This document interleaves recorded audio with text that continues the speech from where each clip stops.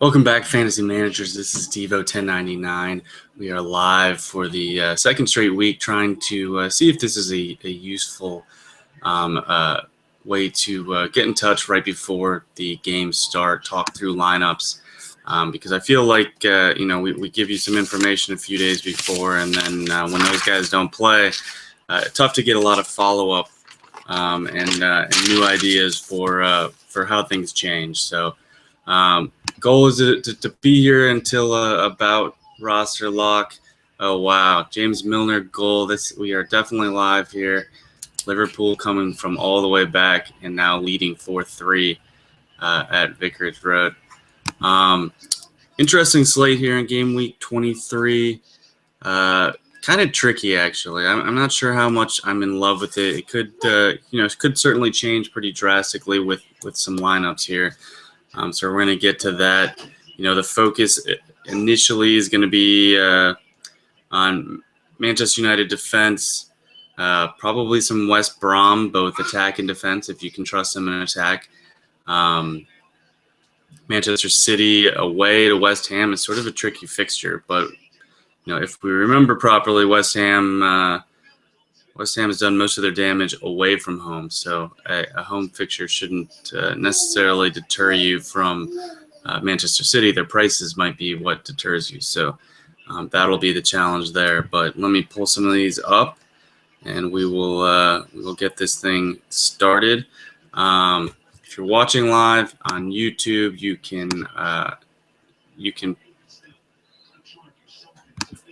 can ask me some questions, and I'll try to get to them while we are live here. So, starting with Crystal Palace against Tottenham, I don't think that this is a particularly interesting game for daily fantasy purposes. I think Crystal Palace will probably tighten up pretty considerably at home. Looking at their lineup, they've got Punchin, Cabaye, Zaha, Wickham. I think Punchin is okay. Cabaye is more of a potential Draftkings play, just because he, especially playing right behind Wickham, I would imagine he is going to be on all free kicks, corners, and he's not going to be quite, employed quite as defensively. So I think he could definitely be interesting. The problem is Tottenham is not an easy opponent by any means, and he's gotten a little bit expensive on DraftKings at $5,900. So somebody to consider. We'll see kind of how he shakes out here in the end as we see the rest of these teams. All right, let's see Tottenham. Tottenham has a lot of options these days, and we got a couple of the players that we were looking for in there. Lamela is out. Lamela has been one of my favorite players to play lately. He is out, so we'll definitely be pulling him from lineups. Son is playing right wing. We haven't seen him put up the sort of crossing statistics that you would like, but he seems to score in a lot of these matches in midweek, and he's certainly a gifted player. So that's somebody to keep an eye on, both Mondogoal and DraftKings. Again, I don't totally love the matchup for Spurs here either. I think it's doesn't look like the type of game that'll be particularly high scoring. You've got two teams that are trying to protect their place in the table, and probably don't want to be exposed too much. Let's see here. So Son is $3,900 on DraftKings, which is actually a pretty solid price if he were to play anything close to 90 minutes, which, you got to assume Lamela is going to be waiting to get in. It does give you some clarification if you wanted to play Eriksen on DraftKings, as he will be taking all corners. On Mondogoal, Eriksen is $12 million. On DraftKings, he's $7,000.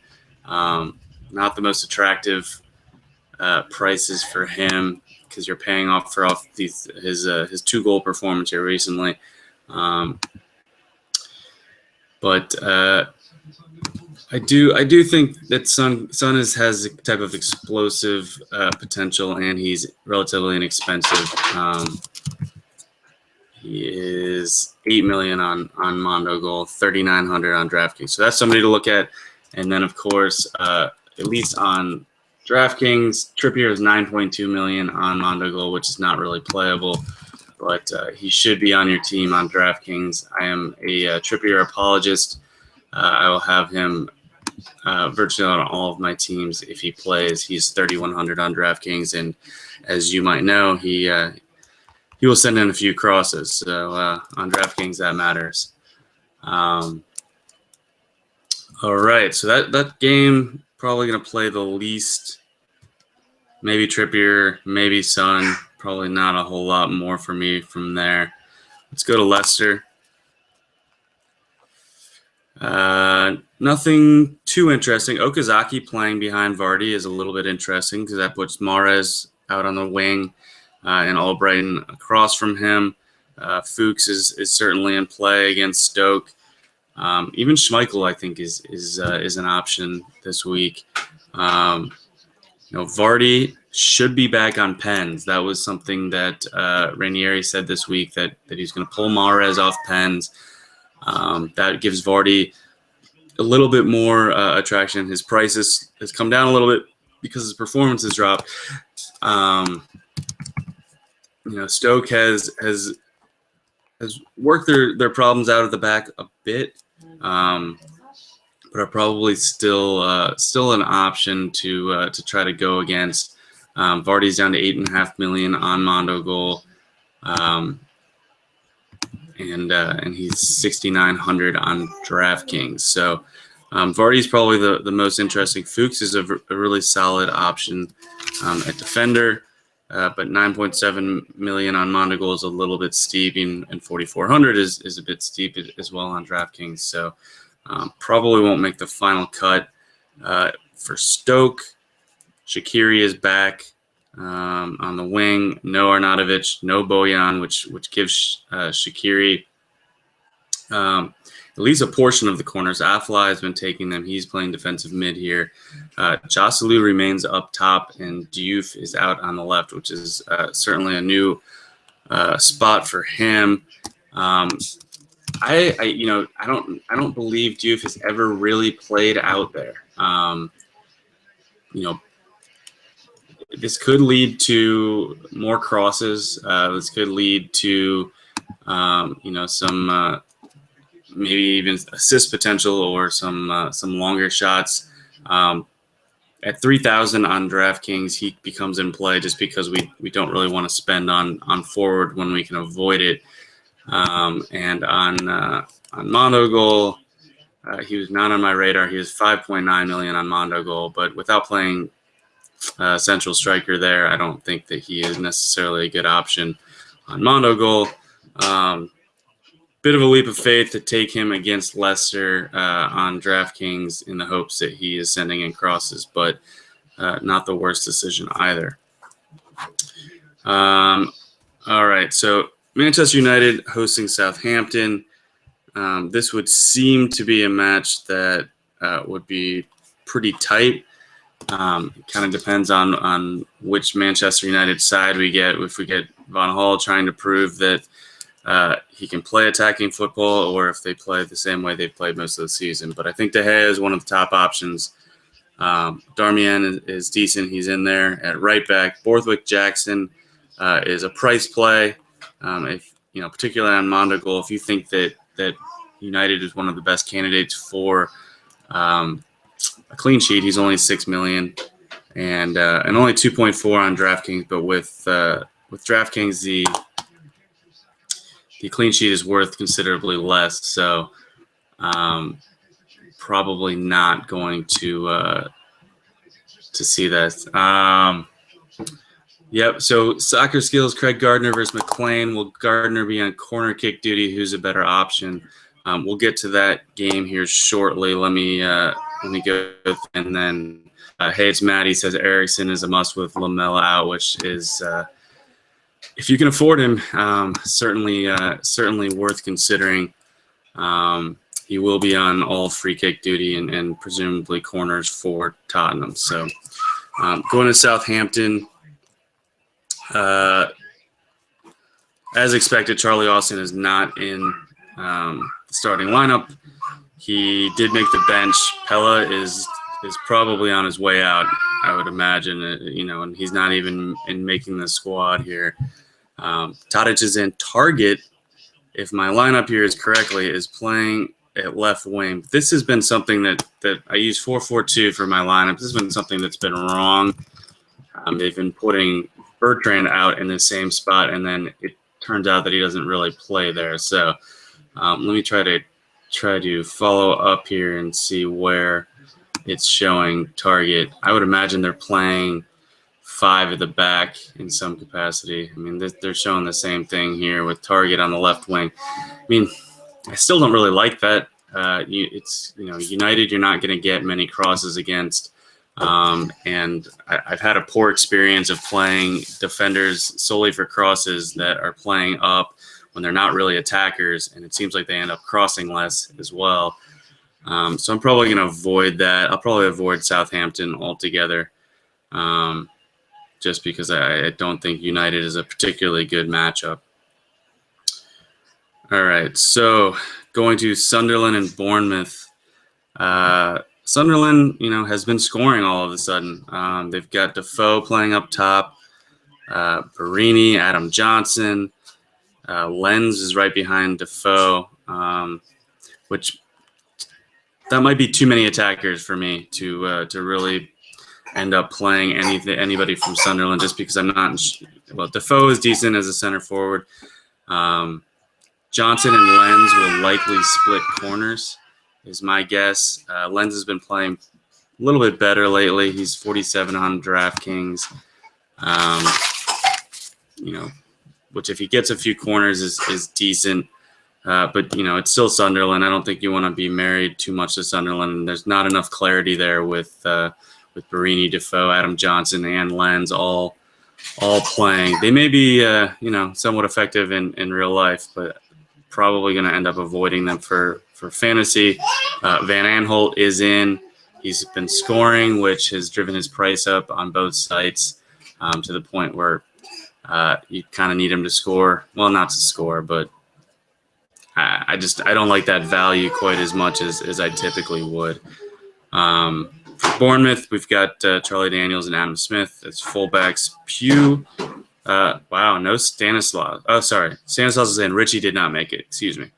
So no Richie. Pugh is playable. Stanislaus is certainly playable. Aphobia up top. I like all of those players. We're still dealing with Sunderland. Baruch in net, I think, would probably be a pretty good differential. Sunderland has been scoring. And I said I kind of like what they've got in attack, but the numbers don't necessarily bear out that they're going to continue scoring, and they're Sunderland. So let's see here. So we are getting now to Watford and Newcastle.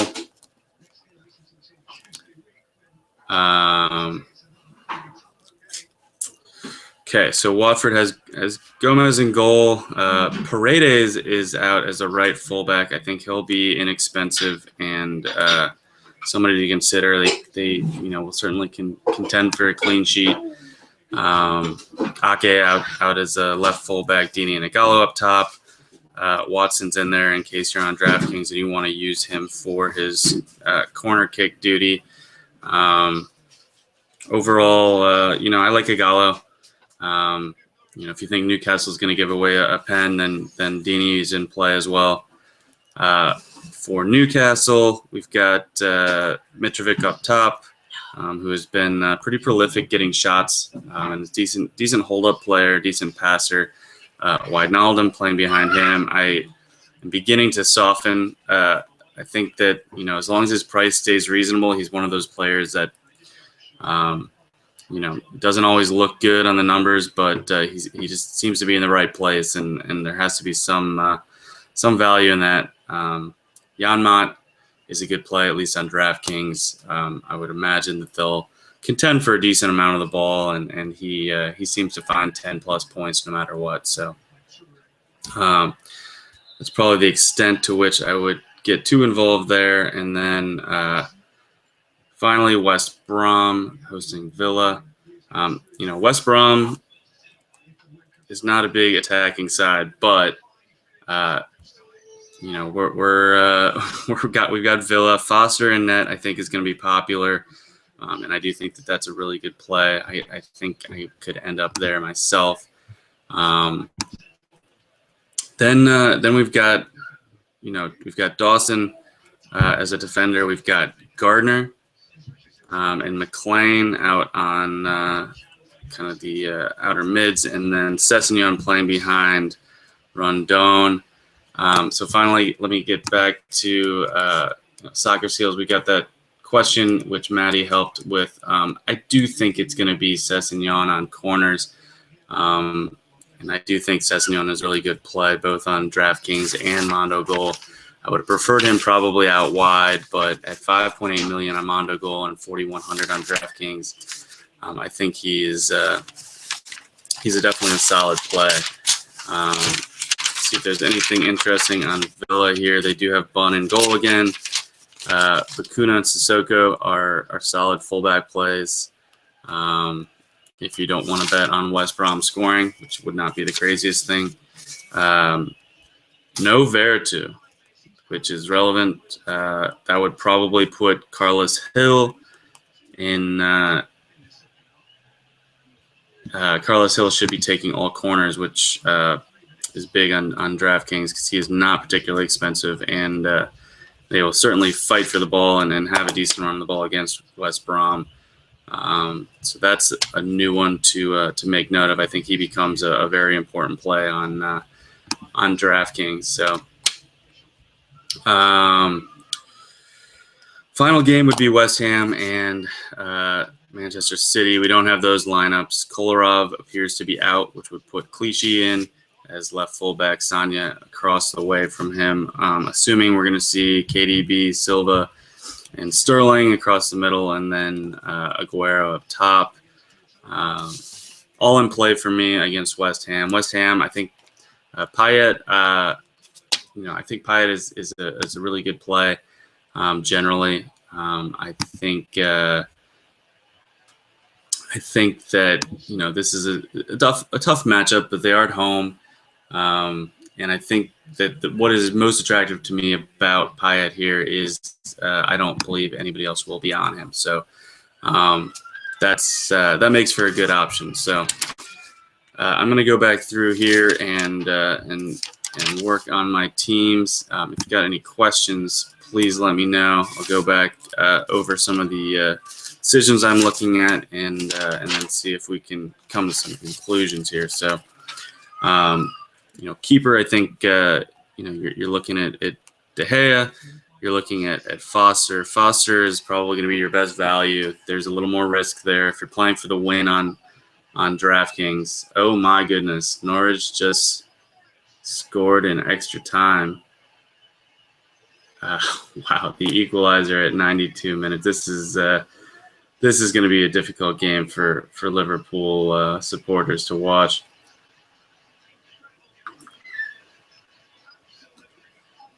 My goodness, what a game! All right, so let's play some games. If you're down to deciding between De Gea and Foster, like I said, I think the win is probably, it's probably pretty close actually.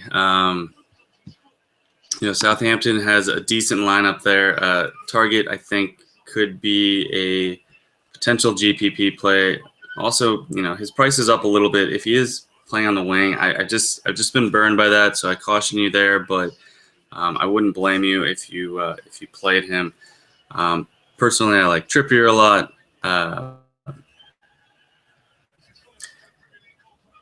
Borthwick Jackson on Mondogoal at 6 million is probably going to be somebody you're going to want to use. From Sunderland, I think Van Aanholt is there. Defoe up top. Lens is decent. For Bournemouth, I think Stanislas is definitely going to be a guy we want to be playing. Phobie's not the worst play either. Sessegnon, I like. Dawson, I like defensively. I think Gardner is decent. McLean is decent. I think you could get away with playing a lot of West Brom players just because I think they're going to have a fair share of the ball. They love to cross. These guys have been effective lately, but it is going to be Sessegnon on corners. From what I understand, Gardner may take a couple. Oh my goodness, Liverpool just scored.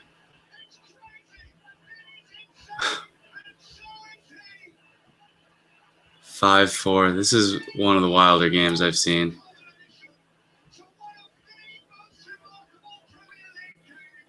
Wow.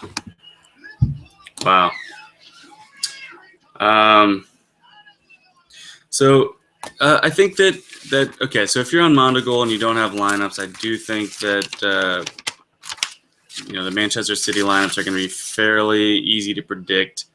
So that's going to be a team to look at. On Draftkings, you do have the privilege of late swap. I think Shaqiri will be low owned on both Draftkings and Mondogoal. I think he's a decent play, just because Leicester's not. They've been playing better defensively, but they're not completely locked down defensively.